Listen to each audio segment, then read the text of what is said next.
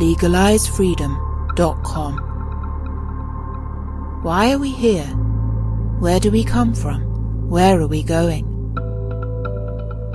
From the nature of reality to the future of humanity. Listen without limits. Unchain your brain. Change your thinking. Change your life. legalisefreedom.com.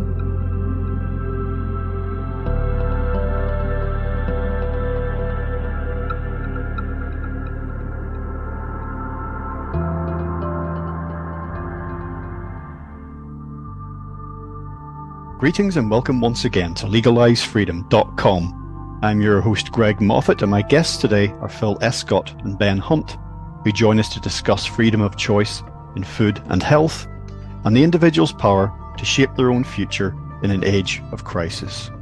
Food has been used by elites as a weapon of control since the dawn of agriculture. In lockstep with digital monetary systems and tightly controlled energy supplies, it is now but one prong in an attack on the human mind, body and spirit. The object is to weaken resistance to and enforce compliance with the emerging global technocratic dictatorship, a form of which is currently seen in the so-called Great Reset. But there is a fragile tension between the problems that the Great Reset identifies and the solutions it proposes. This agenda asserts, for example, that our energy use is causing climate chaos while simultaneously constructing a global grid of control and surveillance, which itself is massively energy intensive. Resisting the assault of the elites' do what we say, not what we do diktats can seem overwhelming. However, in this gathering global gulag designed to demoralise us, rediscovering our ancestral heritage can be incredibly empowering, and it is a path each of us can follow for ourselves. Hello and welcome, Phil and Ben. Thank you so much for joining us once again on legalisefreedom.com. Thank you so much for having us on again, Greg. You and I have had a few chats over the years, diverse subjects from carnivory to awakening, and it's odd actually that I actually met Greg in real life first of all, which is an unusual thing these days. So great to see you again. Yeah, well, it was rather odd, Phil, because it's the other way around these days, isn't it? You make contacts online and then maybe you seek to hook up in real life, to sort of develop, relationships further. But Ben, we haven't met as far as I know, but you were on with Phil, certainly when the Red Pill Revolution book was published. And the links to anything that we have done together in the past will be available on the interview page for this talk. Yeah, happy to be here. Thanks, Greg. Thanks for having us on. Okay, so there's a recorded introduction that listeners will have heard, giving a sort of general outline of what we're going to be talking about today. Just before we dive into that, just for listeners who don't know Phil and Ben, just give them a brief potted bio, just so they know a little bit about you guys. Do you want to go first, Ben? Where you go? Yeah, well, it's hard to know where to start, really. I come from a background in web design, marketing, web development, all that kind of thing, programming. And when I look back at what I've done over the years, I've really found it hard to settle on one thing that I was passionate enough about for it to occupy all my attention. I've always been kind of like a puppy in a field full of butterflies when it comes to projects, and I've started so many things and never finished them. And a few years ago, I was mad keen about permaculture, growing my own veg, drawing down carbon from the atmosphere and building soil. And as part of that, I started going along to a bunch of conferences and seminars and meeting some interesting people, and was really surprised to hear some very new ideas, particularly about the importance of cattle and ruminant animals for the land and how they build soil. And more than that as well, the importance of meat and how we can get our nutrition from meat, because like everyone else, I've been brought up, at least for the last 20, 30 years, being told that meat was a bad thing in general, bad for the environment and bad for our bodies as well. And that led me to exploring people who eat mostly meat or even only meat. And that took me to Phil's 100% Carnivore and Beyond group on Facebook. I connected with Phil, and really the rest is history. So do you want to go ahead, Phil? Well, I come from a background that, you would never have thought that I would end up as one of these carnivore lunatics. I spent most of my life as, I'm 60 now, and from the sort of age of 20, after my sort of hallucinogenic times and traveling around with the free festivals, living on buses and in teepees and that kind of thing, I ended up sort of being a bit of a yogi, and, then inevitably led down the vegetarian route and got pretty knowledgeable about it all and studied Ayurvedic medicine and whatever. And then eventually I got very, very sick. And this was after sort of writing books on vegetarian eating and that kind of thing in the 90s. And in 2010, I'm a drummer as well, and playing all sorts of bands, including the Daz Band, who did the sort of protest song "We Are the 99%" that got nicely shadow banned and took us off the #1 spot Christmas before last. But I in 2010 I couldn't play anymore. I was sort of totally crippled with rheumatoid arthritis, and I just thought that was it. That was the end of it, And after my battles with the medical system, and finding a way out of it, first of all going very vegan and not healing at all, and just being emaciated, wasting away, and then going sort of paleo, then keto, then the transition to carnivore in 2015. I think a couple of years before that, I was pretty much okay and back out playing again. And I wrote a book, Arthritis, the Best Thing That Ever Happened to Me, just to show people that sometimes, you have to throw out everything you thought you knew. And that has certainly been the case these past couple of years on many levels that I'm sure we'll touch on a lot of them. And so I ended up becoming this sort of English carnivore guy that gets interviewed about that. And I never did I ever think that I would be that. But so I've eaten nothing but meat for 8 years now. But we're not dogmatic, either Ben or me. And, it's just learning about food, and everything that we've been told is a lie. And everything on pretty much every level, all the stuff that you cover on your show here, Greg, it's everything is a lie. And so coming together with Ben and a couple of other of our colleagues, three of our colleagues actually, to write the Red Pill Revolution book was wonderful, a couple of years ago. And now we've done the Red Pill Food Revolution book, and that's about to be published. And it's been amazing to do these deep dives on exactly what's gone wrong with healthcare, with farming, with everything that we've been told. So yeah, that's where I'm coming from. And now I've teamed up with Ben to do the big fat challenge that we'll mention later on maybe. But for now, it's just uncovering layers and layers of the onion of lies, eh, Greg? Certainly are. The second half of the 20th century, post-World War II, was certainly in the West, beginning really in the US, I suppose, about increasing prosperity and abundance, technological advancement, and all of this filtering down to the everyday man and woman, everyday families. And that certainly, that those ideas, that vision was certainly borne out for many decades.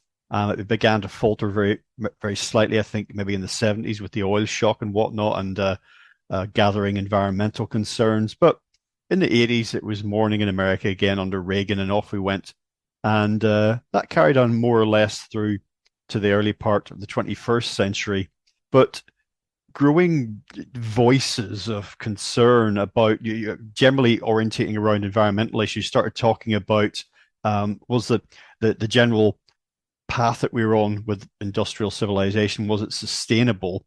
And the recent phase that we've lived through, the pandemic phase, where lots of things that we took for granted were upended, and lots of new rules and restrictions were brought in, and lots of our everyday freedoms in almost every dimension of daily life were taken away, or if not taken away, certainly drastically reduced. And post that, not that we're maybe very necessarily completely clear of that, but that kind of those agendas that were ramped up during that time, during the pandemic years, certainly seem to be if not going into overdrive in some cases, then certainly being, bubbling away. They certainly haven't gone away in the wake of COVID. And there's a strange tension here because there are still voices talking about advances in technology and improvements in standards of living and everything going forward. And, the latest Apple products and these other technological marvels, they come out, and people are still being encouraged to consume and find meaning and purpose in life and all of this gadgetry and whatnot. And that generally the only way is up for human civilization. And yet we have some of the things that I alluded to in my introduction, these trends about, maybe you can't have this, maybe you can't have that. You have to cut this for this reason. And it's overall, it's like you're going to have less, you're going to do less. And ultimately, as I see it, you're going to have to be less as a result. Now, I'm no hardcore materialist. I think that life is about balance, about material and non-material. There's no harm in having nice things, having or wanting nice things, but that's not all there is. However, if we're being sold this idea that any of the benefits of the material society are not for us, and we have to give that up for the sake of, I'm not quite exactly clear what, that does seem to be the overarching agenda at the moment. And one area where I really particularly noticed that, and we talked about food and about diet, and as someone who's always been very interested in food and where it comes from and how we grow it and how we rear it, and in cooking and taking immense pleasure from eating, this particular dimension of what's going on, and I know you guys feel the same about this, has really captured my attention, and I follow it closely. And now the headlines are all about, not just about reducing, for example, meat consumption. We mentioned carnivory, but just about farming in general, about, basically no farmers, no food. So it's a very strange thing to sort of say that all of these anti-farming headlines that we see now, and these restrictions mainly across the EU, but in lots of different parts of the world, like in Sri Lanka, for example, there was that famous uprising saying that we're going to cut back on food production in order to save the environment. But food production is part of the environmental cycle. Yeah, I mean, you're absolutely right, Greg. It's gone completely insane. I think what Ben and I are very keen on is to get people to remember our ancestral heritage on all levels. On an emotional level, spiritual level, on a food level, and when you look back at our ancestors, when you look at the tribes these days still on their ancestral diet as hunter-gatherers, they have none of these problems. They don't damage the environment in any way. They have much better social interactions. They respect animals much more than any vegan ever could. They are. It's a society that we've lost, that we need to get back to get away from central control and to get back to sort of more local things, buying stuff from your local farmers, and understanding where we came from. I think it's so important in the modern world, because the stuff that they're trying to push on us with all this so-called scientific research, like plant-based diets, eating bugs. This is Klaus Schwab's latest thing, isn't it? We've all got to eat bugs. And Bill Gates pushing all these plant-based concoctions that are really just a combination of processed grains and seed oils, which are the worst type of human food there is. But the only thing that matters is to save the animals and to save the planet. And, with these things, we're not saving the planet. As a lot of vegans and vegetarians are surprised to find out, the most vegan thing on the menu is probably grass-fed lamb and beef. They live a great life on pasture. They're raised fine. They get a swift death, and the agriculture, the animal agriculture used in that way, doesn't kill any wild animals, doesn't destroy the soil, doesn't rip up the hedgerows. Whereas crop production, you've got to go in there and rip up all the soil. You've got to rip the hedgerows out. You make lots of billions of wild animals homeless or kill them. Then you go in and plant all these ridiculous monocrops that destroy the soil. And then you go in with the pesticides. So you kill a whole load more animals. And then you go in with the combine harvesters and chew the big ones up, and sort of macerate deer and foxes and God knows what, everything. And so it's not a compassionate diet to eat plants. But we're led to believe it is. And, only about 2.5% of the world's land is suitable for crop production. And we've pretty much ruined the soil there.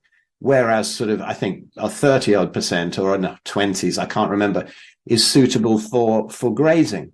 So now I'm not saying that everybody should go carnivorous. It is an incredibly useful thing when you understand about plant toxins and whatever to reverse all sorts of issues that meat is said to cause, I would say, which disappear when you eat nothing but meat.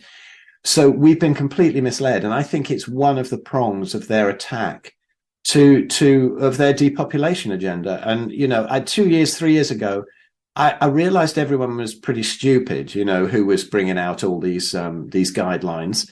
But I think it's a little bit worse than that. And the people up the top, I think, they do not have our best interests at heart. And there are all sorts of things that they're doing at the moment. I don't want to get too into some areas of what they're doing and get your channel pulled down, Greg. But, people will probably know what I mean. But in the area of food, it is war. It's war against these people. And eventually, there won't even be any of the processed stuff that Bill Gates and Klaus Schwab are pushing left, because there won't be any soil. So we've got to wake up to our ancestral diet and what actually does restore the land, leaving aside the climate hoax. Because, is it really down to burping and farting cows that we have a problem, which we probably don't have anyway? But, there was millions of buffalo roaming the plains, before, a bigger number of them than we have as factory farmed animals now, I believe. And, were they holding their farts and burps in? I very much doubt it. So, and there weren't any problems back then that anybody noticed. So everything is the old fear mongering, problem, reaction, solution. And the problems aren't there. The reactions are overblown and the solutions are absolute nonsense. So that's what I'd have to say on that. What have you got, Ben, to add to that? Well, I mean, in our last book, the Red Pill Food Revolution, which isn't actually out on the market yet, it'll be any day now, any week now. We look at all of these things, and really the process of tracing how food has been used as a weapon to control the population since the dawn of agriculture, which is actually extremely recent, has been really, really mind-blowing. I mean, not only is eating plants a lot more stressful on the body and the direct cause of all kinds of chronic disease, what we call diseases of civilization, it's terrible for the soil, as Phil alluded to. If you look into the work of a guy called David R. Montgomery, he wrote a book called Dirt, The Erosion of Civilizations, and he actually traced back over since the dawn of civilization, which is about 10,000 years ago. It's a blink of an eye in evolutionary terms. He's traced the timeline that every civilization, every great empire that has arisen has died out in the space of about 500 to 1,000 years. And his hypothesis is it's all for the same reason. It's all because they destroyed their soil. And we love to think of farming, this idyllic image of a single horse and a farmer following behind with his plow and seagulls swooping down for worms and stuff like that, as being somehow sustainable and good and healthy. And it just isn't. It's not great for our health. We lost about 10% of our stature, our height, and 10% of our brain capacity when we switched at the end of the last ice age from being hunters and gatherers to farmers. There's no record, practically zero, of any kind of chronic diseases from the bone record that we get. And when you actually look at the facts as we set out in the book, it's utterly remarkable. But the fact is that with every pass of the plow, as Phil mentioned, people figured out that that it appears to make the soil more fertile when you plow it, when you till it, as they say in America. And that's actually true, but in a very short term. So what happens is you slice through the soil. Now, in nature, soil is never meant to be bare and exposed to the elements and the sunlight and the air and everything else. Anywhere you go in nature, if the soil is bare, there's nothing growing. It's by definition. In nature, if you go onto grassland, there's a blanket of decomposing grass on the ground. If you go into a woodland, there's a blanket of decomposing leaf litter on the ground. And what this does is it acts as like a blanket for the flesh of Mother Earth. It means that raindrops just are absorbed and their impact is absorbed. It keeps the oxygen away and all kinds of stuff. And it really helps to nourish and to feed the ground. Now, when you go and plow and you slice through the soil and you overturn it, then what happens is that you kill worms, you kill all kinds of living things, fungal networks, mycelium growing under the ground, and even bacteria and stuff. And these things that are meant to live in the soil that are suddenly exposed to sunlight, UV light, and lots of oxygen and stuff like that, these things die off. So what happens is the incredible numbers of deaths that the plow creates and causes, these creatures' bodies start to decompose and then release nitrogen into the soil that the plants love. And that sounds great. And your plants grow better because you've plowed the soil and it helps you to sow your seeds and everything else. But then the problem is that you're oxidizing some of the carbon in the soil. You're reducing the overall biomass in the soil. And over the space of about 500 years, you're going to reduce that soil to dirt, to inert sand or clay or whatever it is. So all you need to do is to look at, for example, the cradle of civilization, the eastern part of the Mediterranean, North Africa, what they used to call the Fertile Crescent. And this is where the agricultural revolution happened about 10,000 years ago. And you had great empires like Mesopotamia and then we had ancient Greece and the ancient Egyptians and stuff like that. All of these things have died out. The Romans 2,000 years ago used to grow most of their grain and most of their olives in the area of North Africa that we now call the Sahara Desert. And it's agriculture that reduced the soil to dirt, to sand, to dead clay. And these civilizations aren't there anymore. The Persians have gone. They've all gone because their soil ran out.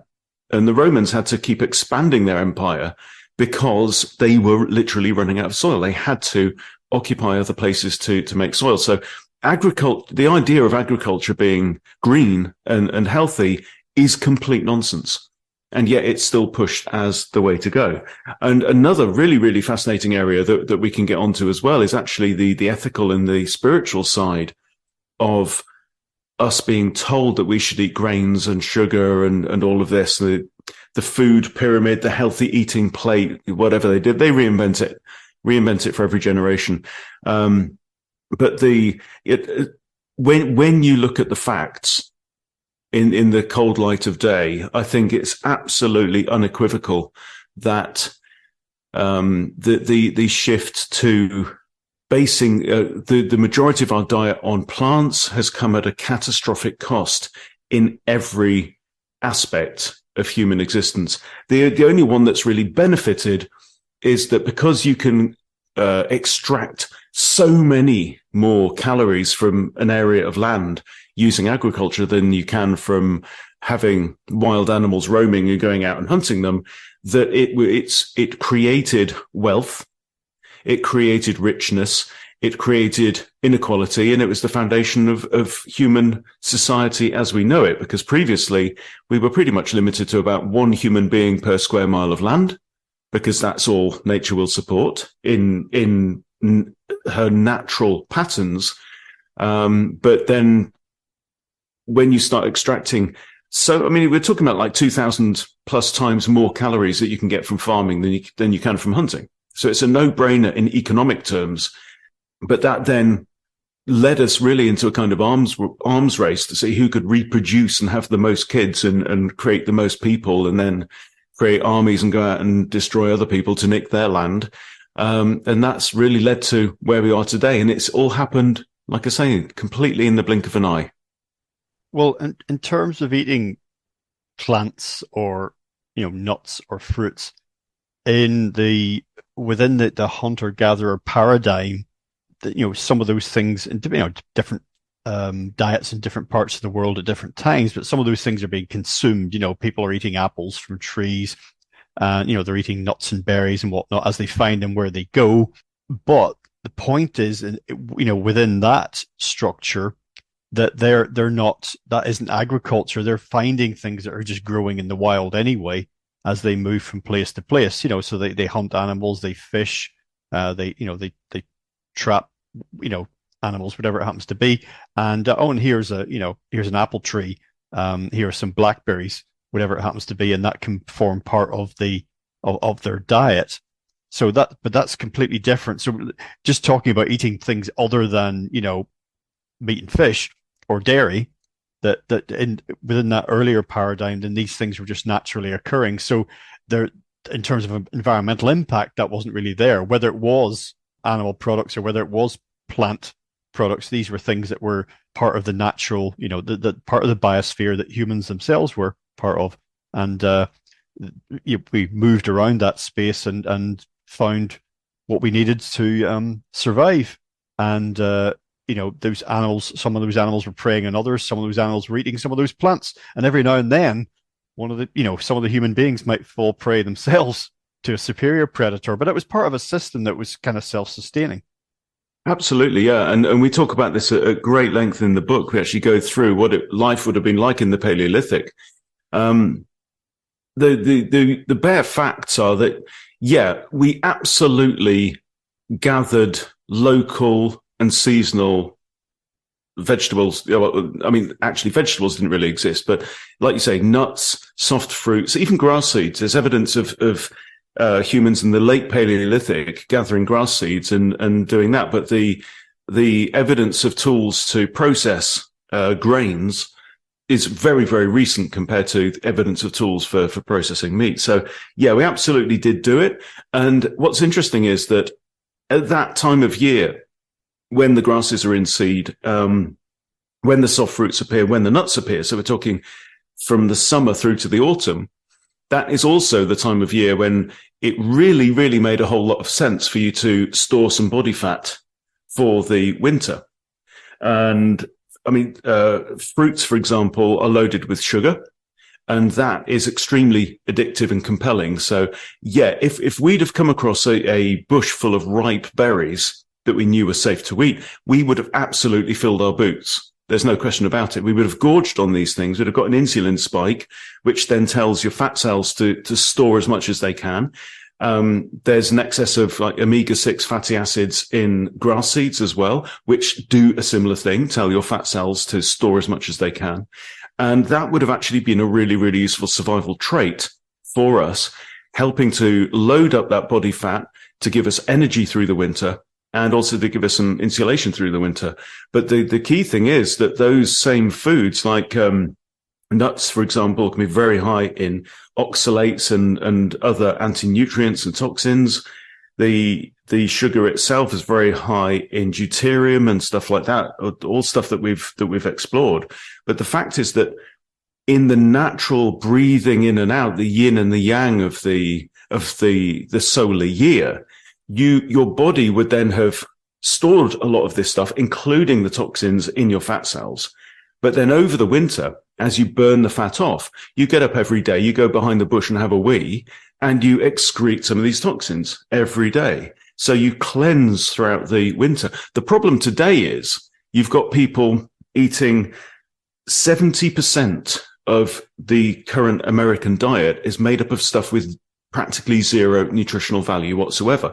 You're talking wheat, corn, soy, sugar, and seed oils, right? There's almost no nutritional value in there. They are packed with anti-nutrients and toxins, and that is just completely overloading our body's ability to to cope. Our bodies are actually really, really good at dealing with environmental toxins. We've got countless mechanisms for dealing with this stuff and for getting rid of it gradually over time.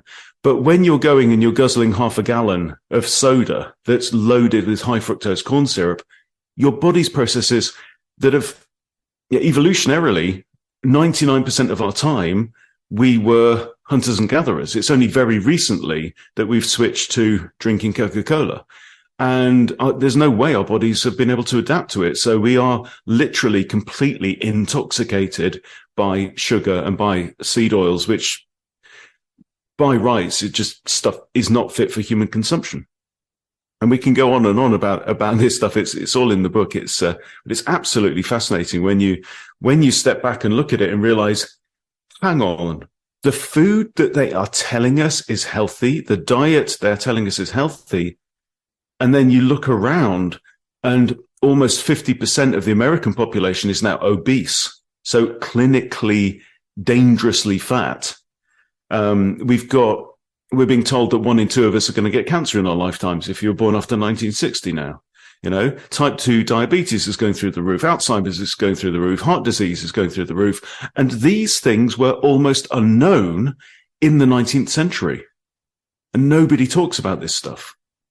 It's absolutely crazy. There was a survey done in Boston, the town of Boston as it was in 1811, so just over 200 years ago.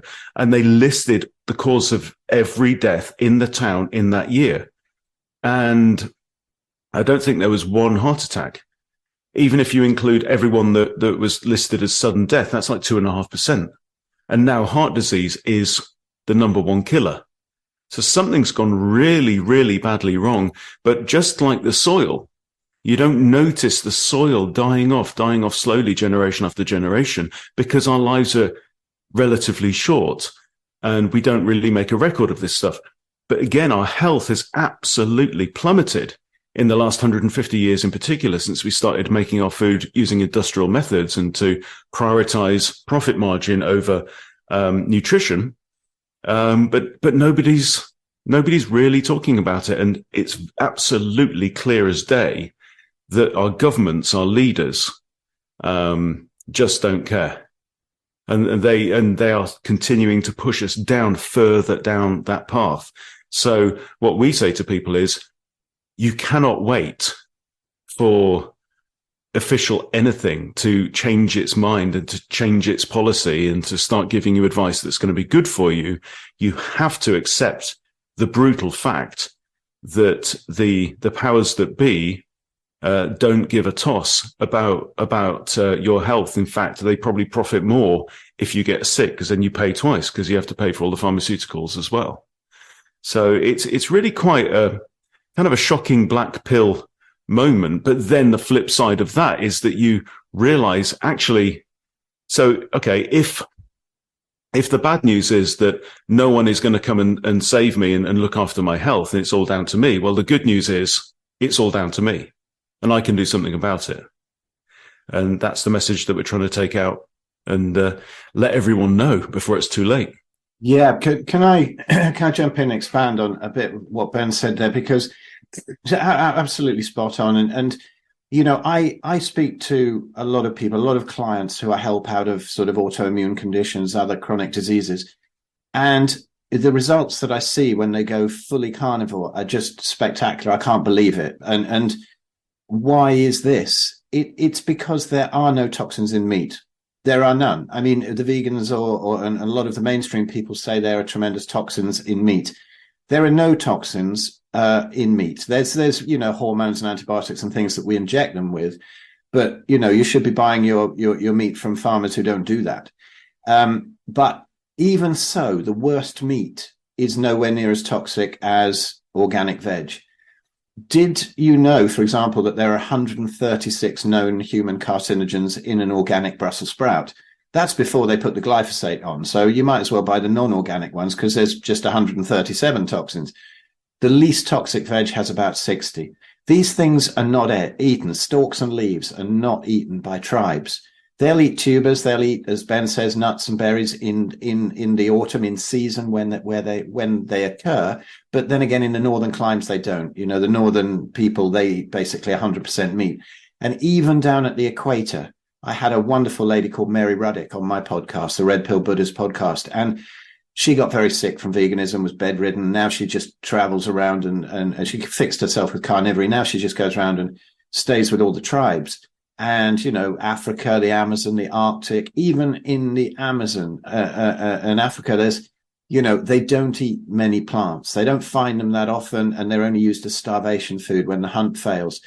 And up in the north, obviously, there's 100%, but she's lived with them and she knows. And their diets are often very misrepresented, which is another thing where they sort of lie about the blue zones and what they ate. But that's another area to go into another time, maybe. But you know, there's one thing I'd just like to take us through here, that how, like Ben says, everything we've been told is healthy, right? You know, all of the fruit and veg in our shops didn't exist like more than a couple of hundred years ago. It's just, apart from the odd apple and blackberry, but these things that get shipped in, the plants that we've created, you know, by crossbreeding and whatever, nobody ate leafy green veg. It's incredibly toxic. I've been there. I've had the oxalate poisoning. I've done the kidney, the green smoothies, you know, and ended up with kidney stones, and I'm still dumping oxalates 12 years after I did that to myself. Oxalates is a horrific poison. If anybody wants to look into it, look at the work of somebody called Sally K. Norton. But how we've been fooled down the ages of what's healthy and what isn't. The 5-a-day thing, nonsense. You don't need it. Meat has everything you need. Yes, it has enough vitamin C in the absence of carbs. You don't need fiber. You don't. All of these things are complete hoaxes about food. Like if somebody is healthy and they eat seasonal plants that come up, why not? Avoid grains and seed oils. These are not human foods. We're not adapted to them. But if you want to eat local seasonal fruit and veg, fruit rather, not veg, it's not really seasonal. It doesn't really exist, as Ben said. But, you know, go ahead. But when people are really sick, for a while at least, for a few months, for a year or so, it's really good to go back to just meat. Now, I've eaten only meat for about 8 years, and you know, I'm still alive. If anything was true about what we're told, I'd be dead by now, surely, because I've eaten the most dangerous food. Animal fats that cause heart disease. No, it doesn't. Meat that causes cancer. No, it doesn't. These tribes don't have cancer. So I'd just like to tell one quick little story before I shut up, which really brings it home to people about how we've been fooled on all levels, not just economically, but spiritually. But it's all tied in, I believe, with the evil people who are up the top and have controlled us for millennia, really.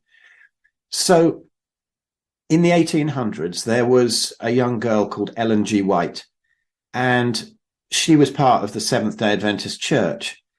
And she had these visions that we should all eat a Garden of Eden diet. And we should all eat these plants, and basically because sexual desire was evil and we shouldn't have sexual desire. Obviously, she was steering us towards plant-based eating because it ruins your hormones, and then, you know, you don't have so much libido.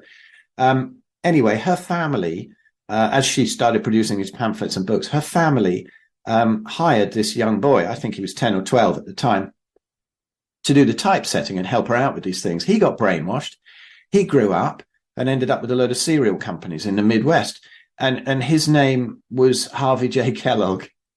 And, you know, seriously, as we often say in the carnivore world, and people are starting to realize, this really makes cornflakes like anti-masturbation cornflakes. They're like a sort of pill to ruin your hormones and ruin your sexual desire, because that was evil. Now, Harvey J. Kellogg was a lunatic. I mean, he had these weird sanatoriums. It was, you know, it's in a film, isn't it? The Path to Wellness or something, the Road to Wellness. I can't remember, but you know, the Road to Wellville, is it called? The Road to Wellville. That's it. It's beautiful. I mean, the man was insane, but not only that, but he was pretty evil. I mean, he used to say, right, you know, like young boys, if they touch themselves, they must be circumcised to have pain, and then maybe that will keep their hands away from it.